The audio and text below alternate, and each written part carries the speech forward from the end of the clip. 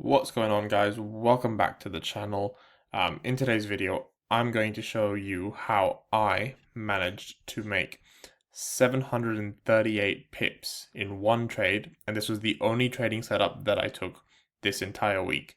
So this is one of the most insane trades that I have taken in recent times, and it is all due to choosing quality over quantity and actually focusing on building a really good foundation to be patient and working on your mindset and your patience, and it truly pays off. So I'm gonna go into this trade and show you how being patient, trading this one particular setup, and being able to stack this one particular setup with other confluences enables you to get a result like this with a 24 to 1 risk to reward, which is unbelievable and incredibly tight stop loss as well. So look, at the end of the day, trading is all about being the best loser, and I was prepared to lose that trade.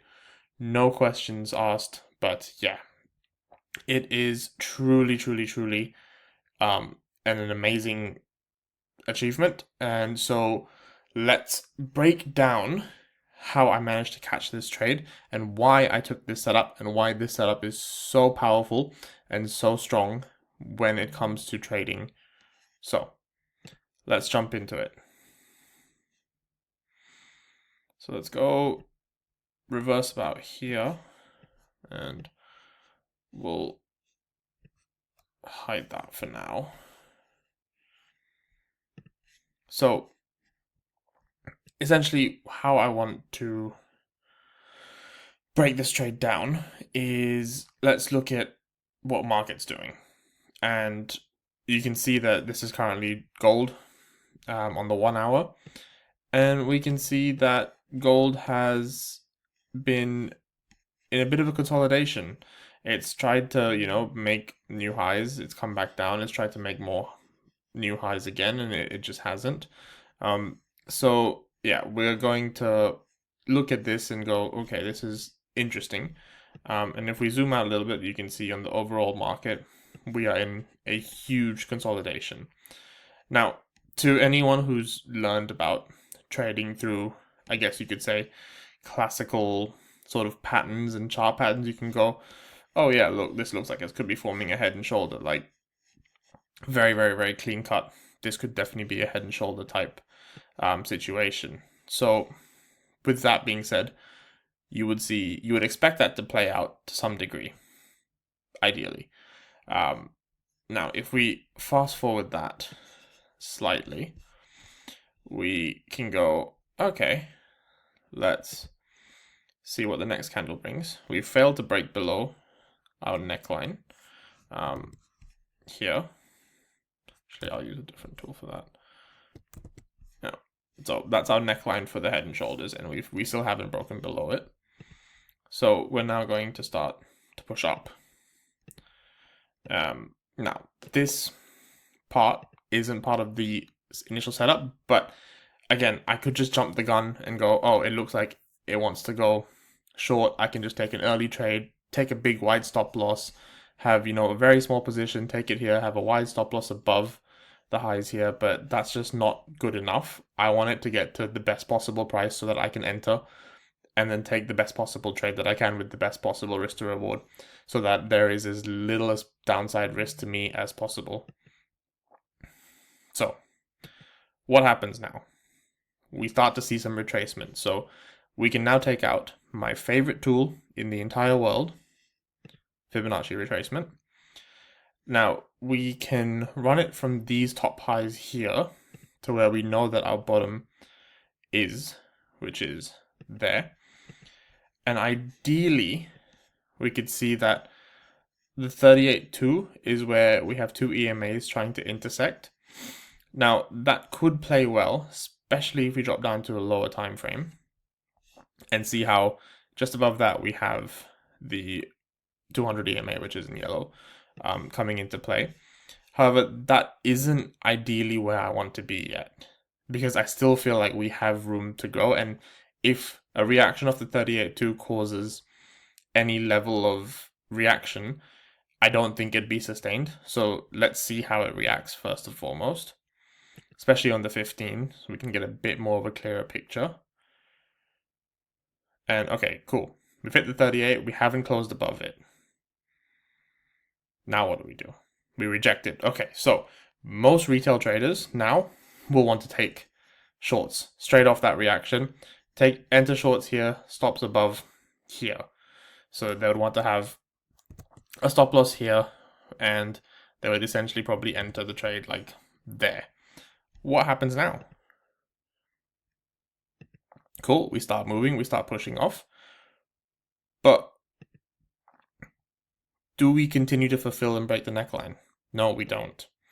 We come back down, we fail to make any more lows here, and now price has gone back to break even. So if the retail trader has put their stop loss at break even, they would have been tagged out.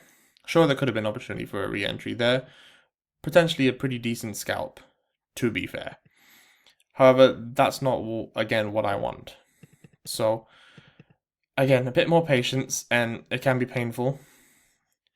And you see that prices are starting to reverse up just when you think your trade's going good and you're about to hit, break a neckline and start going lower. Price just isn't doing what you want. And then, of course, we now see price skyrocket. And boom, it hits the 50 level pretty... Well, it hasn't hit it just yet, but it does, I believe, hit it quite nicely. Very, very shortly. Like such. Yeah. So now we've touched that. We've got an incredible reaction of it. So how I would have played this, though, is this 50 was great because it lines up with a fairly decent level being 33.25. However, I would have adjusted my fibs to this lower high because that allows me to have a much better retracement level from this level to here. And we end up having a 61.8 retracement, which for me personally, I much prefer. Now, that's just preference on how reliable the confluence can be. And now we can see, look, most traders are going to now want to start going bullish and trying to go long because we're above the EMAs where, we failed to close below any of these other retracement levels. So 61.8, that's where I want to take my trade. Take the short position right on the level as we enter it. I'll realistically have to set an order, and we don't want it to really touch the next level, which is the 71. We don't particularly want that, and then we want to target 250, which was a nice round psychological level, and ideally a good institutional level for where gold should be driven to next. So 250 being the target. So roughly about 738 pips. And from there, that's where we've got the entry. Super tight stop. Obviously, I adjust the stop as I go, which initially this is actually a 12-to-1 risk to reward. But that's because of a 60 pip stop loss with this level. However, when I let price evolve a little bit more, I can see that price definitely doesn't want to come back up here, and we've definitely made a decision to not want to come back. So I can then halve my stop loss to about 30 pips. Keeps me very, very, very risk free.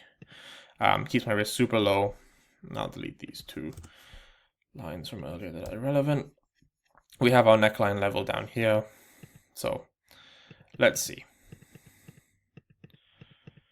And of course, as you saw from the start of the video, this will replay perfectly and end up running incredibly well. And we smash through to take profit, hitting that psychological level of 32.50 perfectly. And that's the trade, essentially. That's the setup. Fibonacci is incredibly undervalued, incredibly powerful, and I go into way more in-depth detail in my trading community. So if you definitely want to learn more about Fibonacci, please click on the link below. And yeah, feel free to join the FUSELI Trading Room, which will cover so many more fun little tips, tricks, techniques, and how to improve your trading, and how to make you viably better trader as time goes along. And I'll share more amazing setups and live trades. And yeah, it's just something that I wanted to share with you here on YouTube. What's possible, what you can do when patience pays, because trust me, there's a lot of times where I've looked at this chart and I've been waiting and I've wanted to enter unnecessarily, and I know that that can get a lot of traders and it can catch them out, especially with getting in way too early on positions because you're just being impatient. And I'm, it happens to me all the time. I can put my hand up and go, I'm responsible for doing that many, many, many times.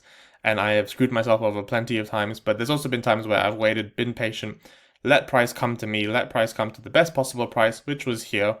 And yeah, let adjust the fibs accordingly so that it can play into where you want it to be. So ideally, that's my biggest takeaway from this is understanding why you only need one trading setup. You only need one really good high quality trade for the entire week instead of taking 1-2s or 3-1s or 1-4 risk to reward ratios and taking 5-10 trades a week. Take one trade a week, make ideally 12 risk to reward. And obviously when you reduce your risk, then you can kind of consider it a 24 risk to reward, but regardless, it's still unbelievable. And as a rule of thumb for me, whenever my trades start going into 150 pips of profit, I'll automatically roll stops to break even. And that's a risk management thing, which I can go into more in depth on how I run my risk management in a different video. But all that's also covered in the trading community. So yeah, definitely subscribe for plenty more videos to come. And I hope you found something useful and learned something really cool with this video today. And yeah, thank you so much for watching, and I'll see you on the next one.